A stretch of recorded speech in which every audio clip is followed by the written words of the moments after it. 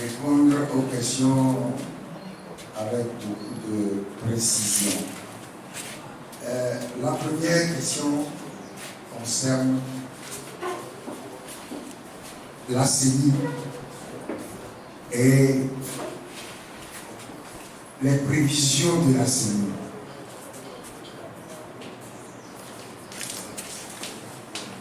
Ouais, c'est pour ça que on demande aux gens de venir s'inscrire. Des gens remplissant les conditions prescrites par la loi de s'inscrire.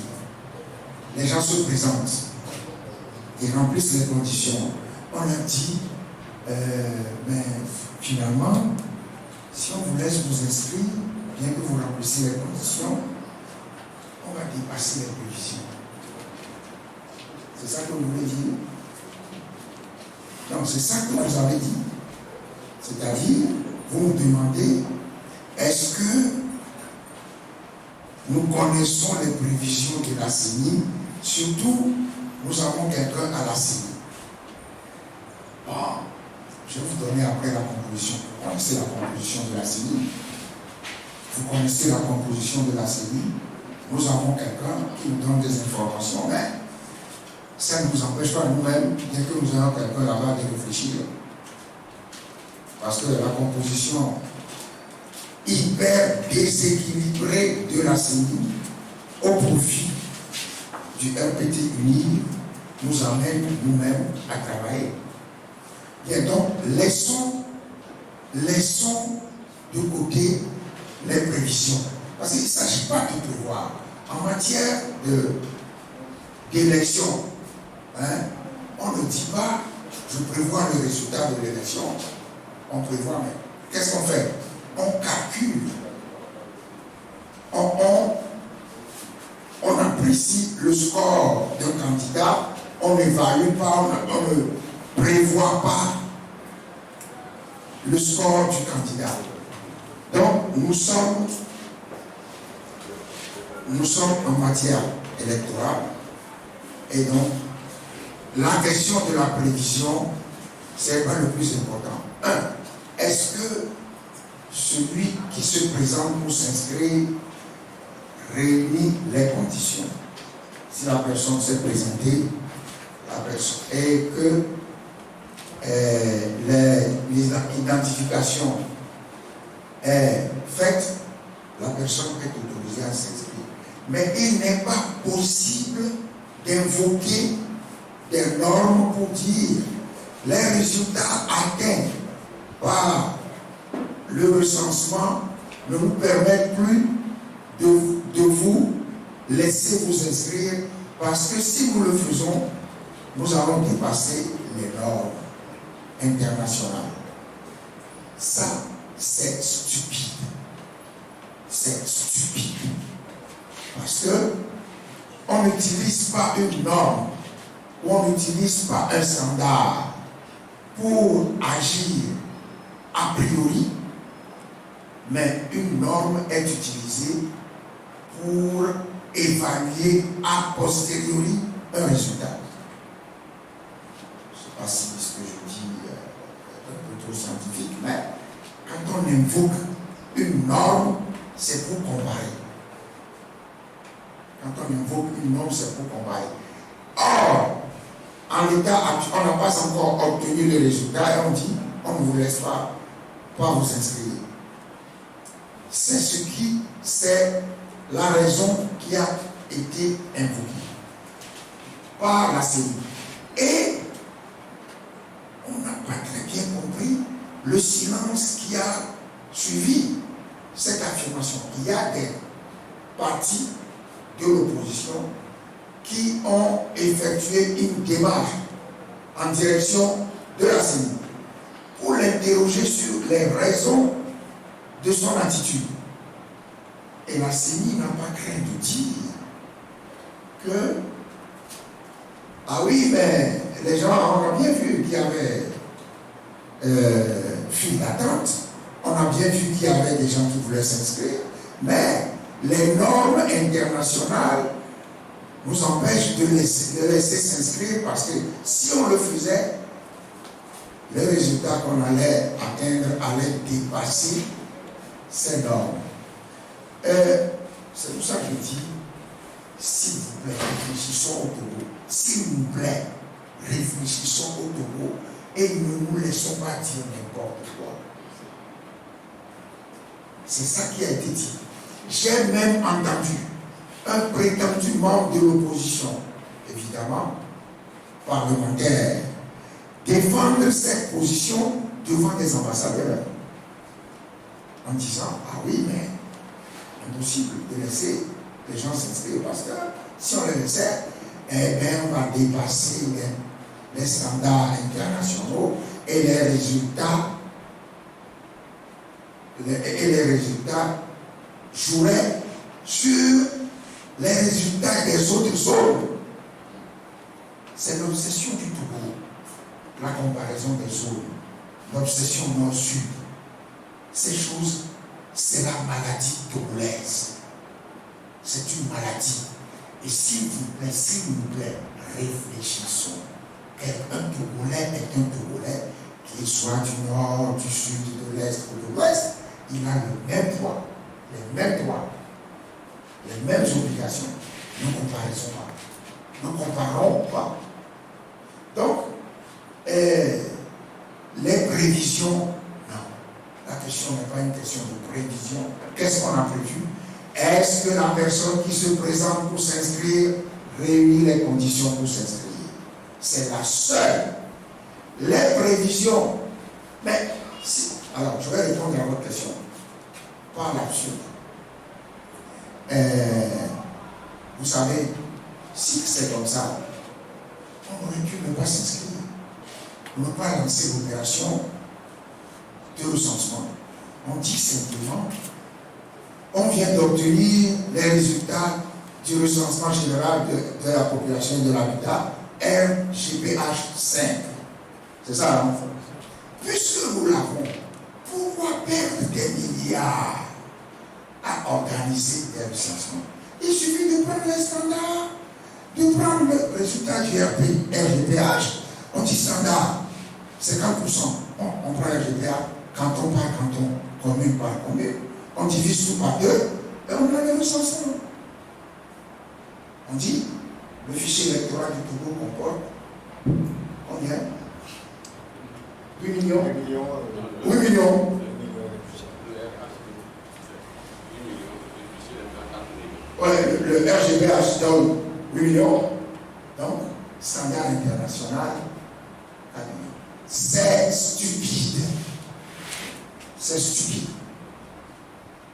Moi, je prends la responsabilité de dire c'est stupide. Aucune CENI normale ne peut jamais dire des choses comme ça.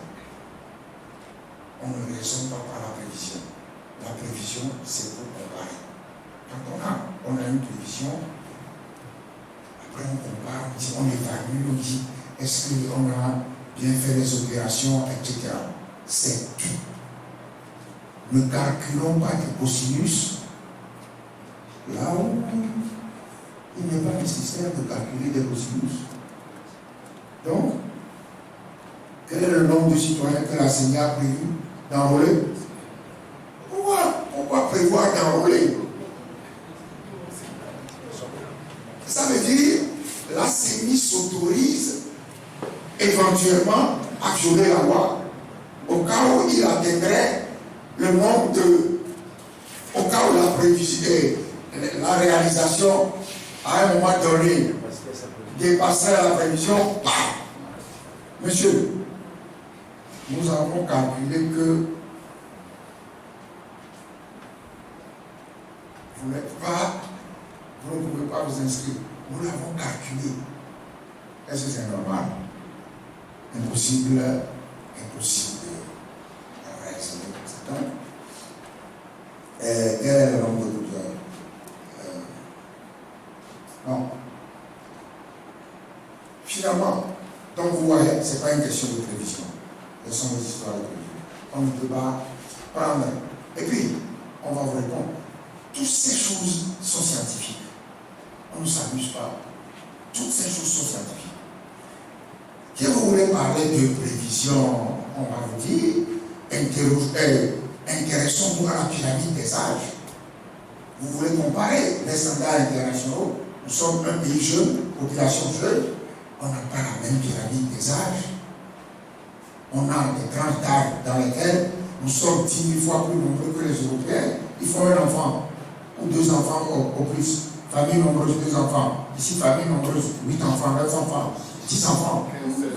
Alors, on n'a pas. On va comparer ça.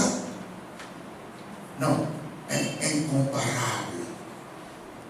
Que la CENI évite d'aller chercher, de calculer des cosinus. Le respect de la loi, c'est tout ce qui devrait nous intéresser. Bien. Alors, nous allons participer. Est-ce que finalement, face à ces choses, nous allons participer aux élections? Nous sommes des combattants. Nous combattons. Nous nous battons pour aller à des élections. Nous nous battons pour que ces élections soient libres, équitables, transparentes et démocratiques. Nous avons toujours dit à l'ANC, à l'UFC, puis après à l'ANC, mais surtout à l'ANC, les conditions des élections, on ne peut jamais remplacer les conditions des élections par la stratégie électorale. C'est ce que nous avons toujours dit. Avons-nous été suffisamment suivis, suffisamment écoutés? Et je dirais, et non, on a voulu remplacer le combat pour les conditions de transparence et d'équité par la stratégie électorale. Mais nous avons toujours dit, là-bas, à l'époque, on n'était pas installé comme ça. Vous vous souvenez, les plus anciens parmi vous, c'est de là, avec mon tableau, que je vous ai démontré que la seule situation qui oblige à la candidature unique, c'est quoi? C'est que l'adversaire, le dictateur, remporte les élections par une majorité relative. Et que, bien que l'opposition dispose d'un score supérieur à 50%. C'est là, c'est scientifique. Il ne s'agit pas de dire que, non. Combien d'entre vous se souviennent de ça? C'est toujours là. C'est la seule. Le reste, c'est calcul politicien, stratégie politicienne, volonté d'éliminer. C'est ça qui est le problème. Donc, irons-nous aux élections. Nous combattons. Nous demandons que, ensemble, que tout le monde, nous avons fait une conférence de presse ici, nous avons rendu public une déclaration. Ensuite, nous avons fait une conférence de presse. Nous avons demandé que tous ceux qui veulent se joignent à nous pour lancer un appel à l'organisation des élections équitables, transparentes et démocratiques. Donc, bien sûr que la question pour le monde, toujours autour. Vous irez aux élections, vous n'irez pas aux élections, c'est toujours le problème. Est-ce que vous y allez? Si vous avez un parti politique sérieux, travailleur, vous avez ça, vous savez ce que c'est. Le parti, c'est vous, c'est votre transpiration, c'est votre combat quotidien. Oui, vous luttez pour que, ensemble avec les autres, vous arrachiez les conditions des élections. Dans ces conditions, il y en a 2 qui sont importantes. C'est le fichier électoral. Il n'y a pas d'élection sans fichier fiable, crédible. Ils le savent. C'est pour ça qu'ils trichent au fichier électoral. Ils le savent. Mais nous qui sommes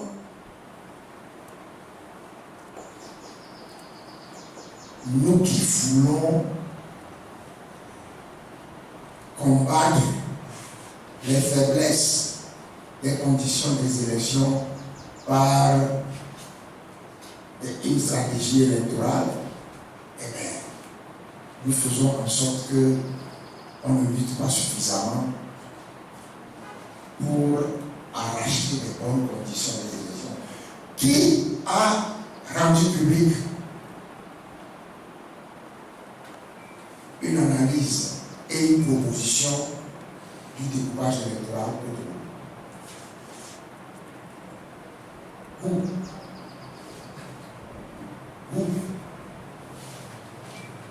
pouvez le dire. C'est l'ANC ou l'UFC, je ne sais pas. La première proposition qu'on a faite, de quoi c'est toujours l'ANC? C'est toujours l'ANC. Document scientifique avec proposition. La faiblesse, c'est quoi? Au Togo, on fait un découpage, non pas sur la base démographique, mais on dit que ouais, on fait un découpage. Vous vous souvenez, j'ai participé à une réunion. La réunion de restitution du rapport de la mission d'observation électorale des élections législatives de l'Union européenne sur les élections législatives de 2007. C'est Mme Fiona May qui a dirigé donc la mission et qui a présenté le rapport. Et à l'époque, en tant que président du groupe parlementaire, j'étais invité à l'Assemblée nationale. Et quand elle a fini de présenter le rapport, le président Abbas Moufou était fou de rage. Parce qu'elle a dit que le découpage est très mauvais. Et qu'il faut régler cette question très vite. Et vous savez la question qui lui a été posée qui a été posée à Mme Shura Hall par Abbas Moufou, il dit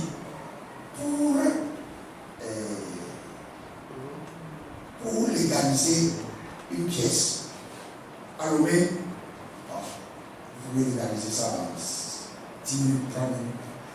Pour qu'un bazar puisse légaliser une pièce, c'est la croix et la bannière.